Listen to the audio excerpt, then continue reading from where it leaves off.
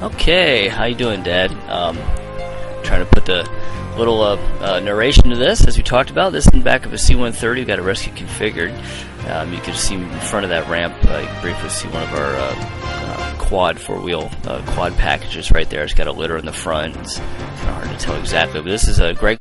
He's our OIC, our officer in charge of our squadron, and just me. He and I are doing a free fall jump, and you can see a little teddy bear sitting on my chest.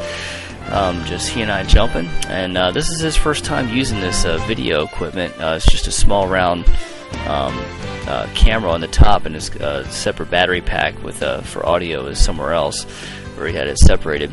And the reason why you see his hands coming up is because he didn't have his goggles tight enough, and they're flipping up in front of his face and going over his head, causing a little problem. And so he's still kind of experimenting with this system, and so he's not being very stable, or is trying to stay stable as best as he can, considering he can't see very well with his eyes watering. So we're just coming in, getting close, do a couple 360s, a little back flying, a little fun, and down below you can see those are the airstrips for that's a base in Iraq. And over to the left, if you could see another 2 miles to the left, probably less than that, about a mile to the left, is the Ziggurat of Ur. And Ur is the hometown of Abraham, and we could see that from our hardened aircraft shelter where our C-130s were parked and where we were operating out of. You can see I'm on final approach there. Greg's above me. I pulled lower to him because I know everybody else falls faster than me, so I waited longer to pull. And so I'm touching down. It was a pretty windy day. You can see as the chute's immediately going backwards, and I'm running to make sure I don't get drug. Got a lot of practice with that at Iceland.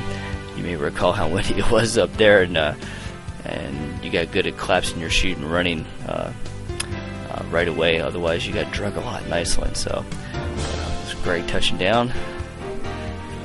Lovely jump. This was in July, so it was quite hot. So he doesn't have his audio hooked up. You see that teddy bear? That was Bethany calls it her star bear, and I had it fast tied. Just used fast ties, 3 of them to connect it to my chest strap, cutting it off with a Leatherman. Jumped that for Bethany, and I think I didn't know at this time that there was no audio.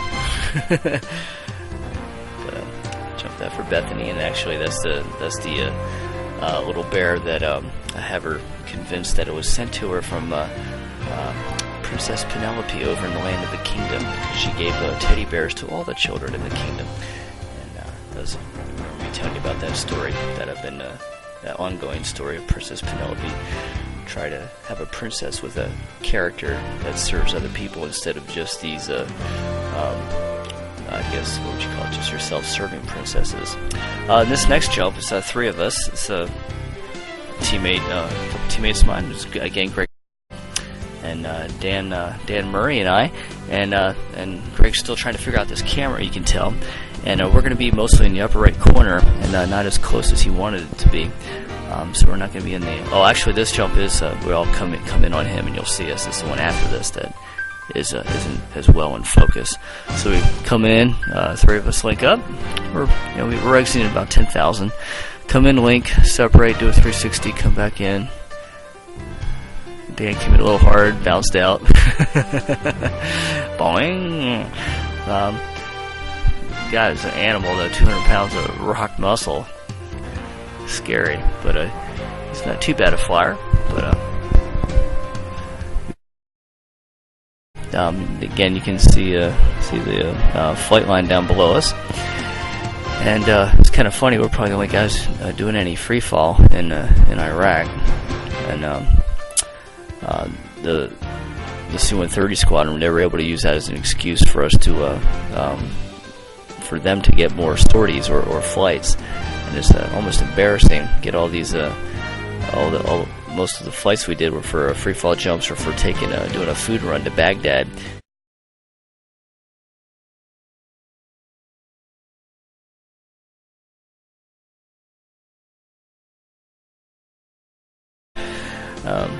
When people earn air medals, and okay, I'm going to sign off here for a second. The audio portion.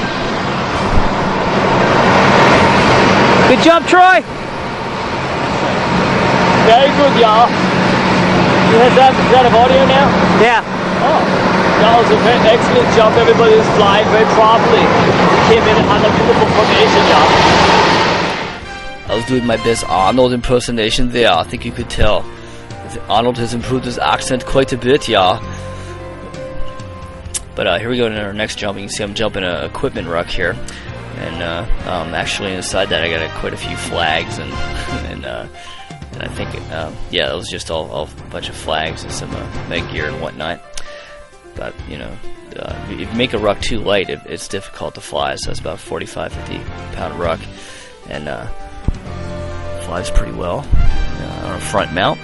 And you're going to see us come together, and we plan to link up and then separate and do a 360. And you'll see that when we do a 360, he slides over and basically partially comes over my back and almost flips me.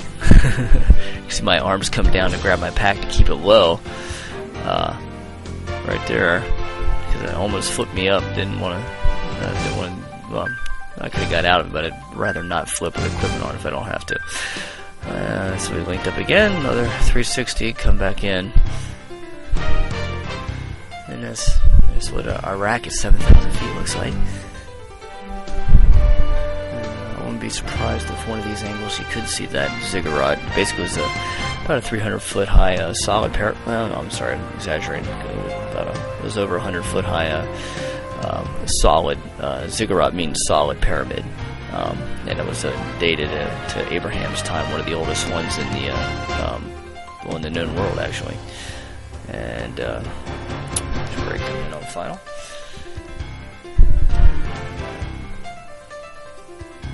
But yeah, that was a rough way to pass our time over there. We tried to get them knocked out before 9:30, 10 in the morning. Got considerably hotter after that. You can see how parched the ground was. Didn't rain the entire time I was there. There's most of us from our team at that time. For me, well, I was your base, but never had any problems while I was there. So over here to the left, you're going to find and I'm pretty sure this tank is a leftover from Desert Storm 1, and it's Soviet-made. Imagine that. And you can notice that the whole turret is cockeyed because where it got hit, I'm not exactly sure what it was hit with. Some of the rounds, I'm sure, probably 8, 10, 30 millimeters. You'll see the holes in those. But right there, you can see the gap on the left where the whole turret was lifted.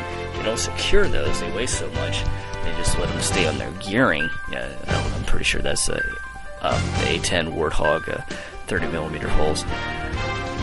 Armor piercing, and even that was like, I think, 4-inch thick steel, maybe more. Let's see. I was going to say about the tank.